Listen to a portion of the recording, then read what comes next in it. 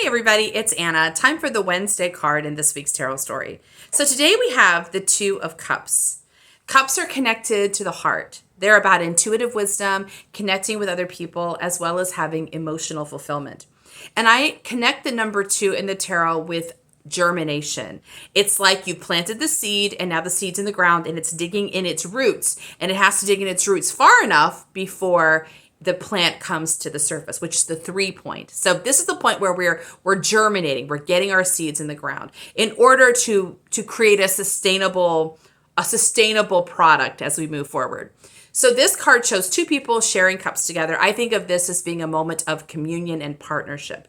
But it's not just a casual partnership. This is a partnership of the heart. This is about being uncensored and naked in our hearts with somebody else and having that person see us and receive us and communicate to us that we are lovable and worthy. And this is a seed, this is the rooting in part of the spiritual journey. Without this, we don't have the plant that grows is not strong. This is where we get strength in our journey. And that's because for the heart to function well, it needs connection. It needs to have itself reflected back by somebody else, right? And so when the heart gets the message that we are seen, we are loved, we are worthy, the heart feels stronger, it feels braver. And then we get to the 3 point in the spiritual journey, which is the heart, manifests into the world, right?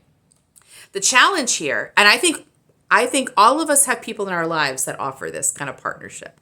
The challenge is most of us have learned to fixate on the people who don't offer this to us, that don't understand us, they criticize us, they challenge us, they don't see necessarily the value of what we're bringing because they're not valuing themselves. That's what this is, right? If you can't offer this kind of partnership to somebody else, it's because you don't have this feeling yourself. And we get it from each other, right? So the problem is the fear of being rejected, of being found unworthy, causes us to veil ourselves, to not be seen the way we really are. And that veil, our veil, interacts with other people's veils, and nothing authentic is happening. And the message we're all getting is we're not worthy of authentic connection.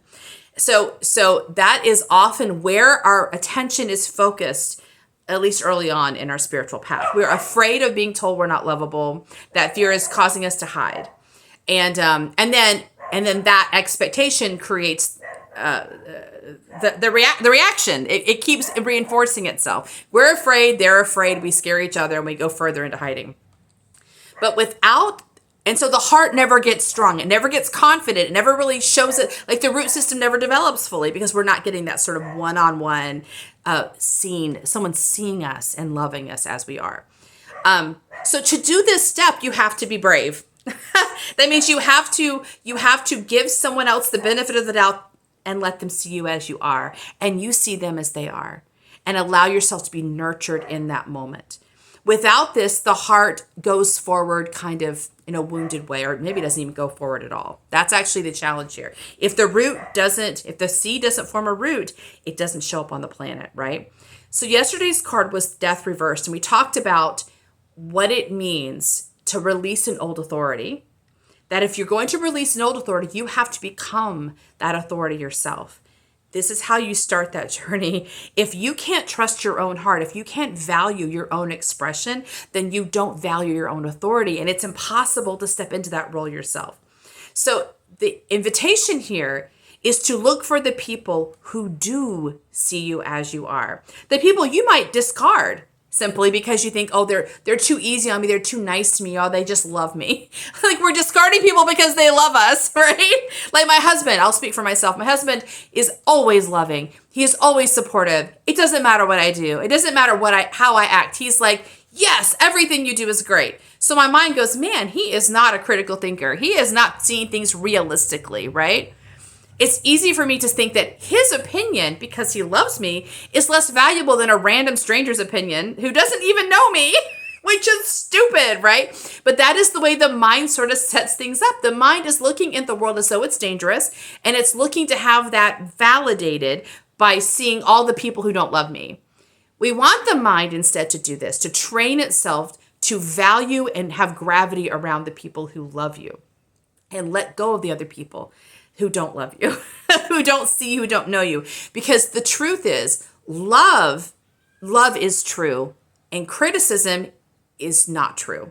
And the reason I say that is because if someone's taking the time to criticize you, they have their own bone to pick. That's something inside of them. They want to pick on somebody. That's because there's something dissonant inside themselves. That's not really about me. But if someone says they love me, what other reason do they have to say that except that it's true? So consider looking where your mind is focusing incorrectly on what relationships have to be in the world. Consider the relationships you're discarding because you've decided this person doesn't have their opinion's doesn't matter because their opinion is that they love you. And instead begin to shift into that. Give yourself access to the people in your life who love you as you are, who aren't criticizing you, who aren't trying to change you, who don't even need to, maybe they don't even understand you. They don't even have to understand you. They just love you because they love you. And start seeing that as the standard, not the exception. That's our card for today. See you tomorrow. Bye.